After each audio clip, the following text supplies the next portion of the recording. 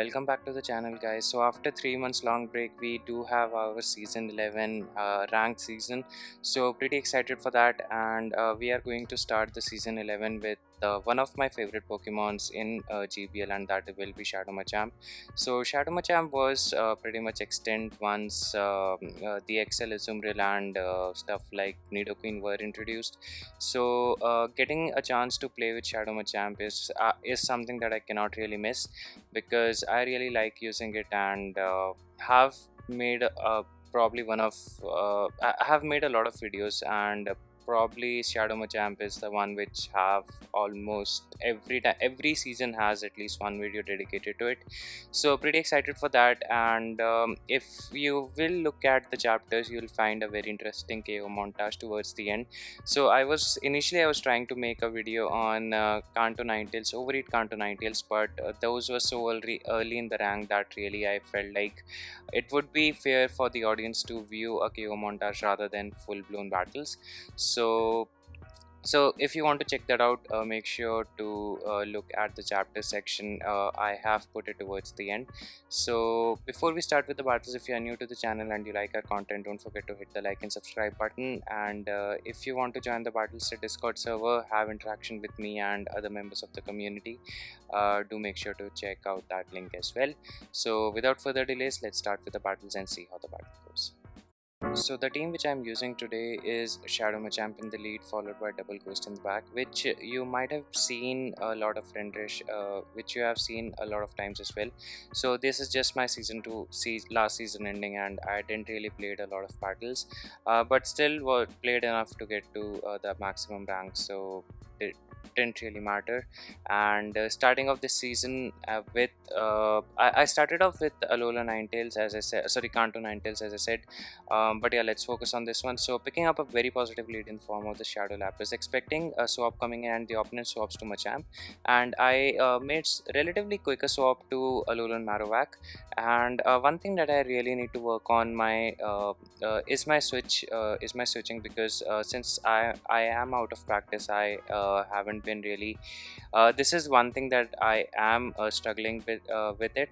So so I think a lot of players will be struggling who were not battling as much as they used to in this during this 3 months, and was able to win the matchup, but I had to sacrifice a shield.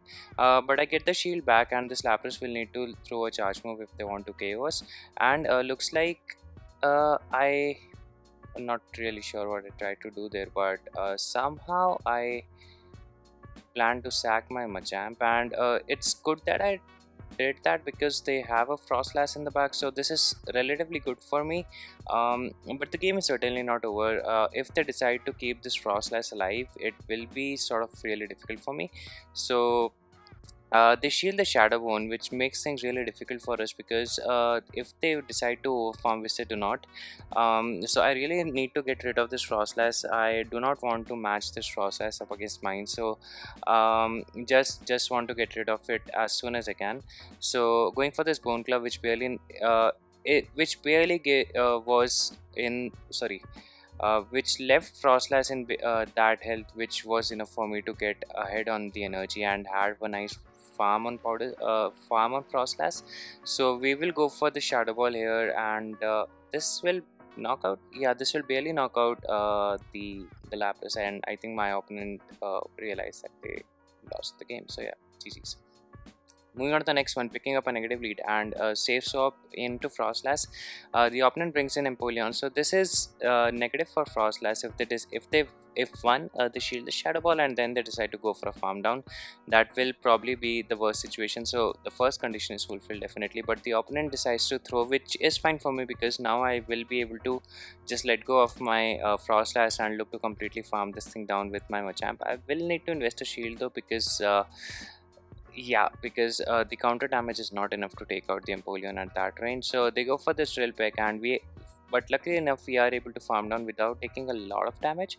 So we go for this Rock Slide, and Tropius survives this, but this put the Tropius in the very good farm down range, and they have a Registeel in the back. So this is very good situation for us now, because Alolan Marowak is a very good answer to to Registeel, especially the fire spin one, because this damage do add up and we get the defense well as well. So this is probably one of the best situation that we could have been in.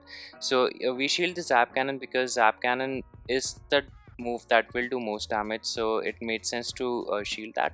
So we'll look to get rid of this Registeel. I did not want to take another Zap Cannon to the face, because if we did that we would be in the aerialist range, whereas now we can just yeah, my opponents realize that they cannot win. So I think if I hadn't shielded the Zap Cannon, the things might have gotten a little bit trickier, but yeah, it is what it is.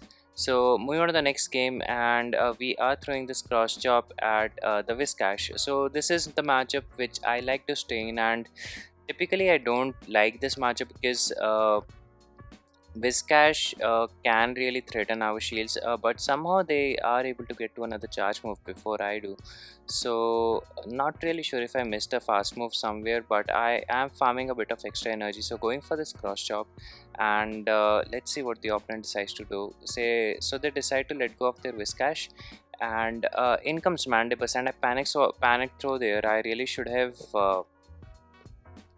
built up to a rock slide at least, which would have done super effective damage, and I swapped into Froslass because I didn't really wanted that Mandibus to gain a lot of energy of my Machamp, since I already threw a cross chop.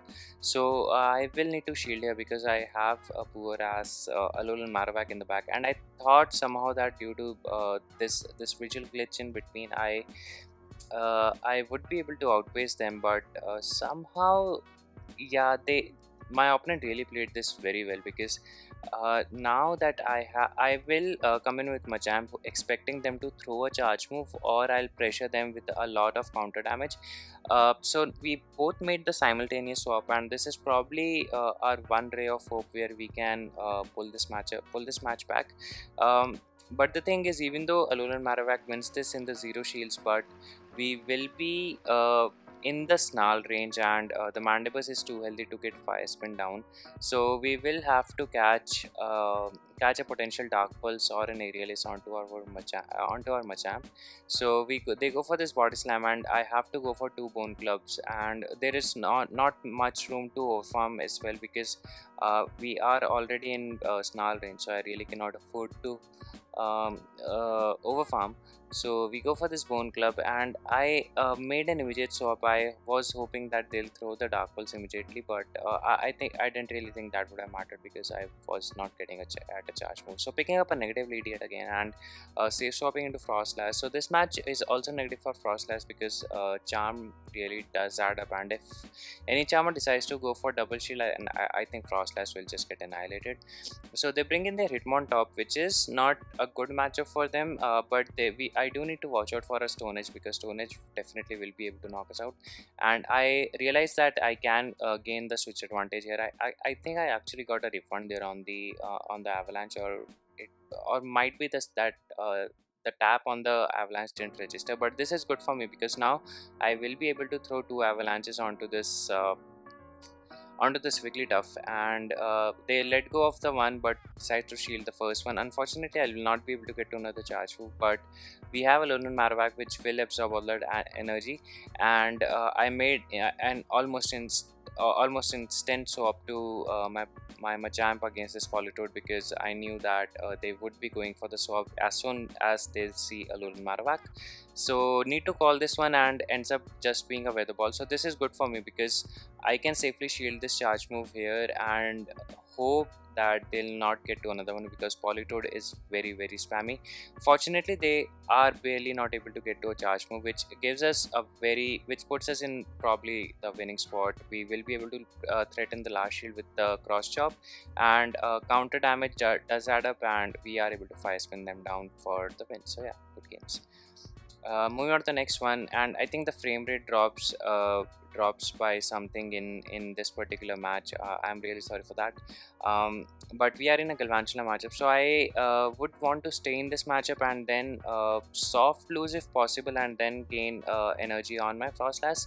So that's the plan, and they go for discharge as well and not lunge. So this is good for us. So farming some extra energy as much as I can, and hoping that it is a CMP tie, which it is. So this puts me in a very good spot, but at this point even I wasn't really sure that I would be able to farm down with Froslass or not. So I decided to farm down with Alolan Marowak instead, and since they do not have any shields, Froslass with shield I think is a really good option in any restricted meta. And today only I was talking with one of the trainers that Froslass with 2 shields can beat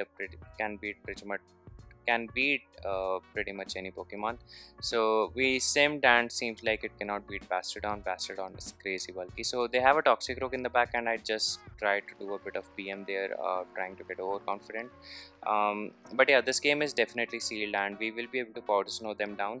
And yeah, the opponent will just give up. So yeah, good games. So this is it for from the battles perspective. Got a 4-1, and leaving you with a nice montage of some overheat chaos from Kanto Ninetales, and I'm sure you'll enjoy this one. So I'll leave you just to it, and until next time, peace.